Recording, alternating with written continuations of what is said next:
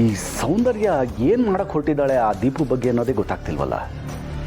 ಅವ್ರ ಊರವ್ರ ಬಗ್ಗೆ ಅಷ್ಟೊಂದು ಎಚ್ಚರಿಕೆ ಕೊಟ್ಟರು ಅದನ್ನು ತಲೆಗೂ ಹಾಕೊಳ್ಳದೆ ನಾನು ಅನ್ಕೊಂಡಿದ್ದನ್ನ ಮಾಡೇ ಮಾಡ್ತೀನಿ ಅಂತ ಹೇಳ್ತಾ ಇದ್ದಾಳೆ. ಅವಳ ಮನಸ್ಸಲ್ಲಿ ಏನಿದೆ ಅನ್ನೋದೇ ಗೊತ್ತಾಗ್ತಿಲ್ವಲ್ಲ. ನೀನೇನು ವರಿ ಮಾಡಬೇಡ ಮಗಳೇ. ಏನೇ ಆದರೂ ಆ ಸೌಂದರ್ಯ ಅನ್ಕೊಂಡಿರೋ ಮಾಡಕ್ಕೆ ನಾನು ಬಿಡಲ್ಲ. ಆ ದೀಪು ಈ ಮನೇಲಿ ಇದ್ದೇ ಇರೋ ಹಾಗೆ ಮಾಡ್ತೀನಿ. ಅವಳಿಂದ ಈ ಸೌಂದರ್ಯ ಪ್ರತಿದಿನ ನೋವು ಅನುಭವಿಸ್ಬೇಕು. ಆಗ್ಲೇ ನಿನ್ನ ಆತ್ಮಕ್ಕೆ ಶಾಂತಿ ಸಿಗೋದು. ಎಲ್ಲ ನೀನು ಅನ್ಕೊಂಡಂಗೆ ನಡೆದಿದ್ರೆ ಚಿರೋ ನಮ್ಮ ಮದುವೆ ಆಗಿ ಈ ಮನೇಲಿ ಮಹಾರಾಣಿ ಥರ ಇರ್ಬೋದಾಗಿ. ಈ ಮನೆ ಆಸ್ತಿ ಅಂತಸ್ತು ಎಲ್ಲದಕ್ಕೂ ನೀನೇ ವಾರಸ್ದಾರಳಾಗಬೇಕಾಗಿತ್ತು. ಆ ಸೌಂದರ್ಯ ಮಾಡಿ ತಪ್ಪಿದ್ದ ನೀನು ಪ್ರಾಣ ಕಳ್ಕೋಬೇಕಾಗಿ ಬಂತು.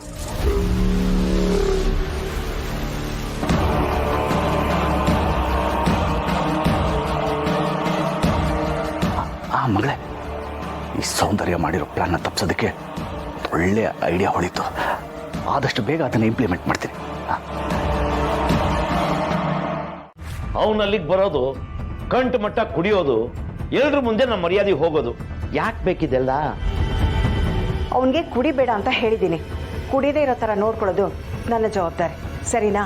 ಅವನ ಮೇಲೆ ಯಾಕೆ ಇಷ್ಟು ಕಾಳಜಿ ತೋರಿಸ್ತಾ ಇದೆಯಾ ಅಂತ ಗೊತ್ತಾಗ್ತಾ ಇಲ್ಲ ಕಡೆ ನನಗೆ. ಅವನ ಮೇಲೆ ನೀನು ಎಷ್ಟೇ ಪ್ರೀತಿ ತೋರಿಸಿದ್ರು ನೀರಲ್ಲಿ ಹೋಮ ಮಾಡ್ದಾಗೆ. ಅವನು ಊರಲ್ಲಿ ತಾನಾಯ್ತು ತನ್ನ ಪಾಡಾಯ್ತು ಅಂತ ಗುಂಡ್ರು ಗೋವಿ ತರ ಅಲ್ದಾಡ್ಕೊಂಡಿರೋದು ಬಿಟ್ರೆ ಅವನಿಂದ ಏನೇ ಆಗಿದೆ ನಮ್ಗೆ? ಅವನು ಸರಿಯಾಗಿದ್ದಿದ್ರೆ ಈ ವಯಸ್ಸಲ್ಲಿ ನಾನು ಯಾಕೆ ದುಡ್ಬೇಕಾಗಿತ್ತು ಹೇಳು? ಅಣ್ಣ ಹೇಳ್ತಿರೋದು ಕರೆಕ್ಟ್ ಆಗಿದೆ ಅದಕ್ಕೆ. ಅಂದ್ರೆ ಈಗ ನರಸಿಂಹನ ಕರ್ಕೊಂಡು ಹೋಗೋದು ಬೇಡ ಅಂತ ತೀರ್ಮಾನ ಮಾಡಿದ್ದೀರಾ? ಹೌದು. ಸರಿ, ಹಾಗಾದ್ರೆ ನಾನು ಬರಲ್ಲ. ಬಿಡಿ. ಏನದ್ಕೆ ಹಿಂಗೆ ಹೇಳ್ತಿದ್ದೀರಾ? ನಡೀತಾ ಇರೋದು ನಿನ್ ಮಗಳ ರಿಸೆಪ್ಷನ್. ಕರ್ಕೊಂಡು ಹೋಗ್ತಾ ಇರೋದು ನನ್ನ ಮಗನ್ನೇ, ಬೇರೆ ಇನ್ಯಾರನ್ನೂ ಅಲ್ಲ. ಅವನಲ್ಲಿಗೆ ಬರ್ತಾನೆ, ಕುಡಿದೇ ಒಂದ್ ಕಡೆ ಕೂತಿರ್ತಾನೆ ಅಷ್ಟೇ. ನಮ್ಗೆಷ್ಟು ಆಸೆ ಇರುತ್ತೋ ತಂಗಿ ಆರ್ತಕ್ಷತೆಗೆ ಬರಬೇಕು ಅಂತ, ಅವನಿಗೂ ಆಸೆ ಇರಲ್ವೇನ್ರಿ? ದೀಪು ಅಂದ್ರೆ ಅವನಿಗೆ ಪ್ರೀತಿ ಕಾಳಜಿ ಎಲ್ಲ ಇದೆ. ಅವನು 100ರಲ್ಲಿ 1 ಕೆಲಸ ಚೆನ್ನಾಗಿ ಮಾಡಿದ್ರೆ 99 ತಪ್ಪು ಮಾಡಿರ್ತಾನೆ. ನಾನು ಬರೀ ನರಸಿಂಹನ್ ಬಗ್ಗೆ ಮಾತ್ರ ಮಾತಾಡ್ತಿಲ್ಲ. ನಾನು ಅಷ್ಟೆಲ್ಲ ಹೇಳಿದ್ರು ಅಣ್ಣನ್ ಕರ್ಕೊಂಡ್ ಬರ್ಲಿಲ್ಲ ಅಂತ ನೀವು ಬೇಜಾರು ಮಾಡ್ಕೊಳಲ್ವೇನ್ರಿ? ಬೀಗ್ರು ನಿಮ್ ಮಗನ್ ಯಾಕೆ ಕರ್ಕೊಂಡ್ ಬರ್ಲಿಲ್ಲ ಅಂದ್ರೆ ಏನ್ ಉತ್ತರ ಕೊಡೋದು? ಅಣ್ಣ, ಅದಕ್ಕೆ ಹೇಳ್ತಿರೋದ್ರಲ್ಲೂ ನ್ಯಾಯ ಇದೆ ಅಣ್ಣ. ನೀನು ಸರಿಯಾಗಿ ಇದೆಯಾ ಕಣೆ. ಮಗುನು ಚಿಡ್ತೀಯ, ತೊಟ್ಲು ತೂಗ್ತೀಯ. ಆಗ ನೋಡಿದ್ರೆ ಅವನ್ನ ಕರ್ಕೊಂಡು ಹೋಗೋದು ಬೇಡ ಅಂದೆ, ಈಗ ಕರ್ಕೊಂಡು ಹೋಗೋಣ ಅಂತಿದ್ಯಾ? ಆಯ್ತು, ಅವನ್ನ ಕರ್ಕೊಂಡು ಹೋಗ್ಲೇಬೇಕು ತಾನೆ. ಬೆಳಗ್ಗೆ ಮನೆ ಹತ್ರ ಬರಕ್ಕೆ ಹೇಳಿ. ಇನ್ನೊಂದು ವಿಷಯ, ಅವನು ಅಲ್ಲಿ ಕುಡಿಯೋ ಹಾಗಿಲ್ಲ, ನಮ್ಮ ಮಾನ ಮರ್ಯಾದೆ ತೆಗೆಯೋ ಹಾಗಿಲ್ಲ. ಇಡೀ ರಿಸೆಪ್ಷನ್ ನಲ್ಲಿ ನಿಮ್ಮಿಬ್ಬರದು ಅಷ್ಟೇ ಕೆಲಸ.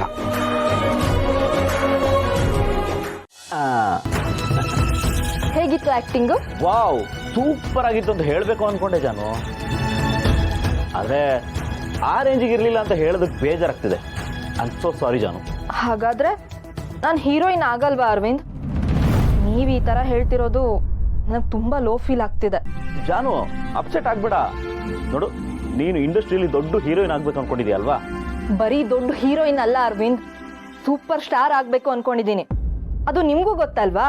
ಹಾ ಜಾನು, ಅದ್ ನನ್ಗೆ ಗೊತ್ತಿದೆ. ನೋಡು, ನೀನು ಇಂಡಸ್ಟ್ರಿಯಲ್ಲಿ ಗಟ್ಟಿಯಾಗಿ ಬೇರೂರ್ಬೇಕು ಅಂದ್ರೆ ದೊಡ್ಡ ಹೀರೋಯಿನು ಅಥವಾ ಸ್ಟಾರ್ ಆದ್ರೆ ಸಾಲದು ಜಾನು. ಮತ್ತೆ ಮೈ ಡಿಯರ್ ಜಾನು, ನೀನು ಒಳ್ಳೆ ಕಲಾವಿದೆ ಆಗ್ಬೇಕು. ನೀನು ನೋಡೋ 4 ಜನ ವಾವ್ ಎಂತ ಆರ್ಟಿಸ್ಟು ಅಂತ ಖುಷಿ ಪಟ್ಟು ಹೊಗಳ್ಬೇಕು. ಹಾಗಾಗ್ಬೇಕು ಅಂದ್ರೆ ನೀನು ಆಕ್ಟಿಂಗ್ ಚೆನ್ನಾಗಿ ಕಲಿಬೇಕು. ಹಂಗಂತೀರಾ?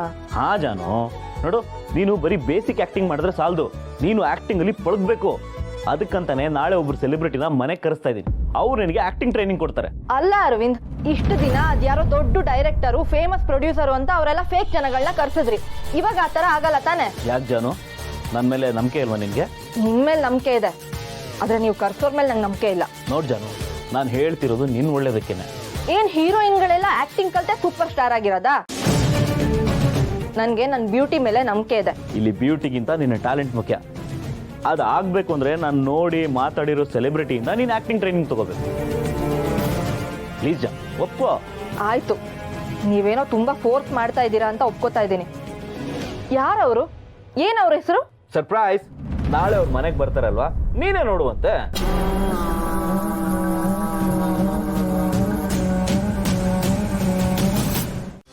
ಏನೋ ಮಾತಾಡ್ಬೇಕು ಅಂದ್ರಿ? ಅರ್ಚನಾ, ಈಗ ಮಾವನವರಿಂದ ಸೈನಿಂಗ್ ಅಥಾರಿಟಿನ ದೀಪು ಕೊಡಿಸಿರೋದಕ್ಕೆ ನೀನು ಖುಷಿ ಇದೆ ತಾನೆ? ಖಂಡಿತ ಇದೆ. ಇಷ್ಟು ದಿನ ಅಪ್ಪ ಸೈನಿಂಗ್ ಅಥಾರಿಟಿನ ಚಿರು ಕೊಡಬೇಕು ಅಂತ ತುಂಬ ಆಸೆ ಪಟ್ಟಿದ್ರು. ಆದರೆ ಚಿರು ಮಾತ್ರ ಒಪ್ತಿರ್ಲಿಲ್ಲ. ಅದನ್ನೇ ಮನ್ಸಿಗೆ ತಗೊಂಡು ತುಂಬ ಅಪ್ಸೆಟ್ ಆಗಿದ್ರು. ಆದರೆ ಈಗ ಅವ್ರ ಸೈನಿಂಗ್ ಅಥಾರಿಟಿನ ದೀಪು ಕೊಡೋದ್ರ ಬಗ್ಗೆ ನೀವು ಹೇಳಿದ್ದು ತುಂಬ ಒಳ್ಳೇದಾಯ್ತು. ಅವ್ರ ಮನಸ್ಸು ಹಗರ ಆಯ್ತು, ನನಗೂ ಖುಷಿ ಆಯಿತು. ಆದರೆ ಚಿರುಗೆ ಬೇಜಾರಾಯಿತು ಅಂತ ಕಾಣುತ್ತೆ. ದೀಪನ್ ಕೊಡ್ತಿದ್ದಾರೆ ಅಂತನಾ? ಹೌದು. ಅಕಸ್ಮಾತ್ ಈ ವಿಷಯ ಏನಾದರೂ ಅವನಿಗೆ ರಿಸೆಪ್ಷನ್ ದಿನ ಗೊತ್ತಾದರೆ, ಎಲ್ಲರ ಮುಂದೆ ಒಪ್ಪದೆ ಹೋದರೆ ಬಂದವ್ರ ಮುಂದೆ ಮನೆ ಮರ್ಯಾದೆ ಹೋಗುತ್ತೆ. ಅದಕ್ಕೆ ನೀನೇ ಈ ವಿಷಯನ ಈಗಲೇ ಅವನ ಹತ್ರ ಮಾತಾಡಬೇಕು.